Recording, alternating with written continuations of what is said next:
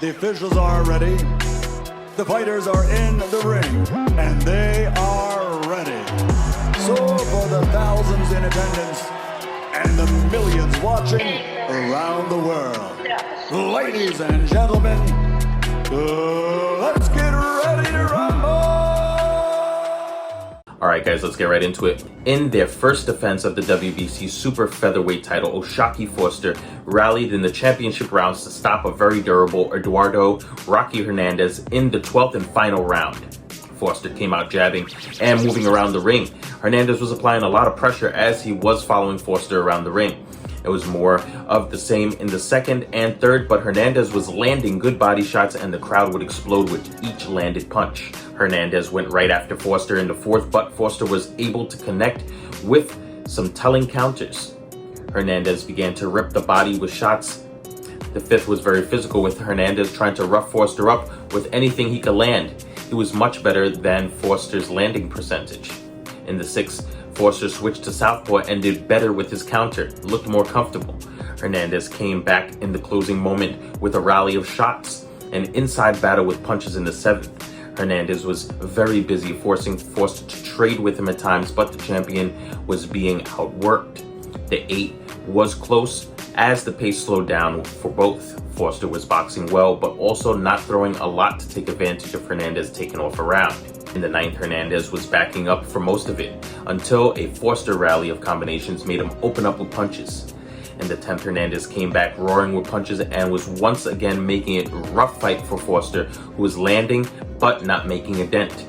In the 11th is the historical round, guys. The 11th round might go down as the best round this year, guaranteed.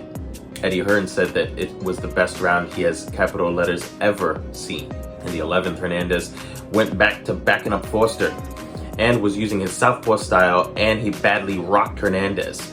Foster appeared to be on the verge of getting knocked out before he landed a big hook that rocked Foster. The two of them were hurt and trading shots in a toe-to-toe manner as the entire crowd was on their feet. The 12th and final round, Foster came out firing on what seemed to be a Hernandez who looked hurt. Hernandez was decked by a Foster combination. Foster went for the finish and he landed several more hooks to send Hernandez down for a second time.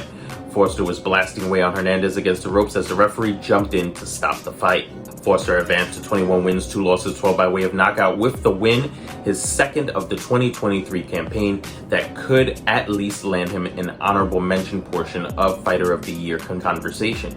He won the WBC title in a 12-round points win over previously unbeaten Ray Vargas this past February in San Antonio. Open quote, Cordina, close quote, Foster emphatically stated when asked of his next desired fight. The call-out, of course, was in reference to Joe Cordina, the unbeaten 2-time IBF titleist from Cardiff, Wales, who faces Edwin Vasquez next Saturday in Monte Carlo.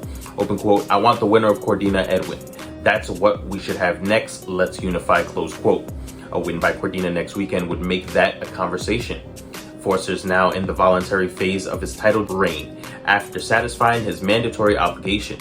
Cordina is without a mandatory challenger as the IBF has called for a box-off that will likely lead to a title eliminator between Eduardo Nunez, who knocked out Oscar Escandon on Saturday night's undercard, and former titleist Rakimov.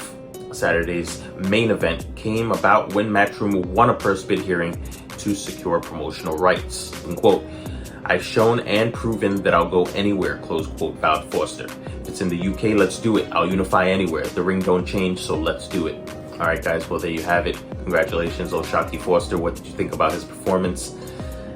It was a tough one. It was definitely a tough one, but he pulled that out and he became victorious. It was interesting because I believe Bobby Benton, maybe in the 8th or 9th round, told him that he was down on the scorecards, and that's when you saw Shocky turn it up. The whole crowd was going crazy for Rocky Hernandez, and the commentators were very biased and completely pro Rocky Hernandez. The 11th round, guys, what did you think about the 11th round?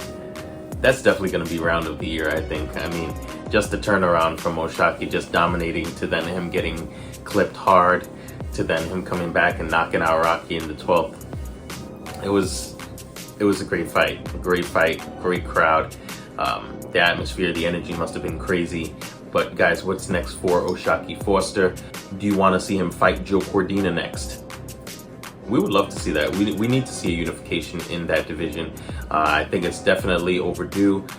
You know that Shocky Foster has been calling out Joe Cordina for a while now, so let's see what happens, guys. We're fans of both, so we do want to see it. You can find us on Instagram at SportBox TV Official, X formerly known as Twitter at SportBox TV, and of course, don't forget to like, comment, subscribe, and also share the vid. We appreciate all love and support. Take care.